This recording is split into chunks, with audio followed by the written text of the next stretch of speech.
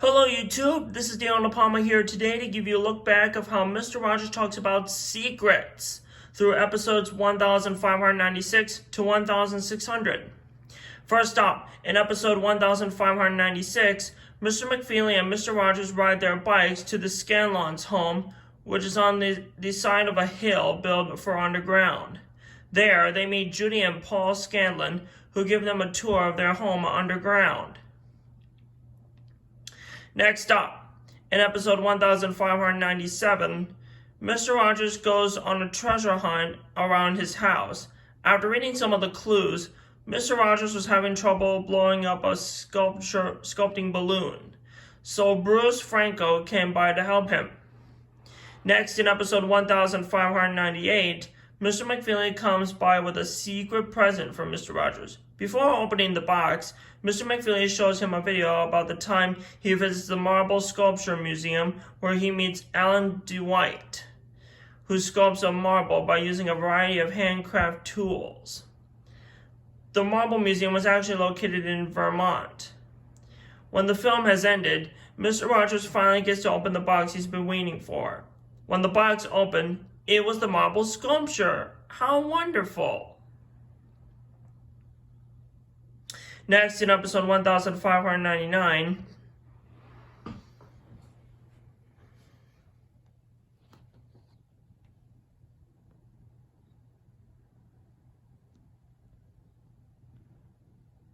Mr. Rogers goes to Chris Delmonico's studio, which is this building in the back here, to see him do his artwork.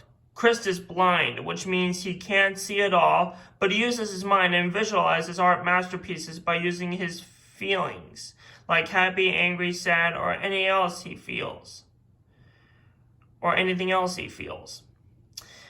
Mr. Rogers gets to pick a few colors and mess with Chris' artwork that Rogers gets to take with him.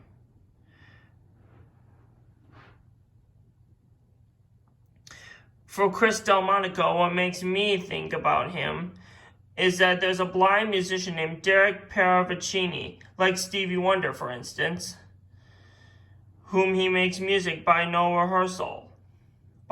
no rehearsal. Interesting, don't you think so? I saw Derek Paravicini on 60 Minutes while I was at 12th grade at school.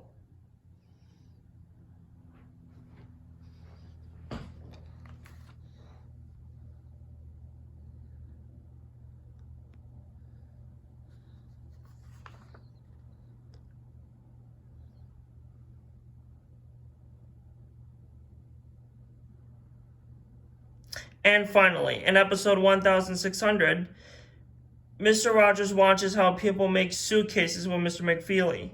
After make-believe, Mr. Rogers heard a beeping sound. It was coming from his suitcase. After changing from his red sweater, when he walks out the door, his neighbors yelled, "Surprise!" It was Mr. Rogers' birthday. He was very pleased that they all kept the party a secret. Even Chef Brockett made the birthday cake just for him. Everyone sang happy birthday to Mr. Rogers, and he blows out the candle. Everyone clapped and cheered, and he tells everyone how special he or she are, and so is him too. One thing I want to mention to you is Mr. Rogers' actual birthday is on the month of March, not November, that was aired on television. What that episode makes me think about is an episode of Caillou called A Surprise for Mommy, where Caillou, his dad, and his little sister Rosie kept the surprise a secret by taking a photo at Bryce's photographer studio. Caillou's mom loved her surprise very much. That surprise idea was from Caillou's friend Sarah, or I think it was Clementine, Sarah or Clementine. If you do know what Caillou's friend is that took the photo, let me know in the comments below my video. Who has her own photo. So that concludes our look back of how Mr. Rogers talks about secrets. I hope you like it. Coming up next is how Mr. Rogers talks about fun and games. Don't miss it. Don't forget to like and subscribe to my channel, and feel free to comment on this video if you have any questions or concerns, and share with your family and friends, or keep it a secret.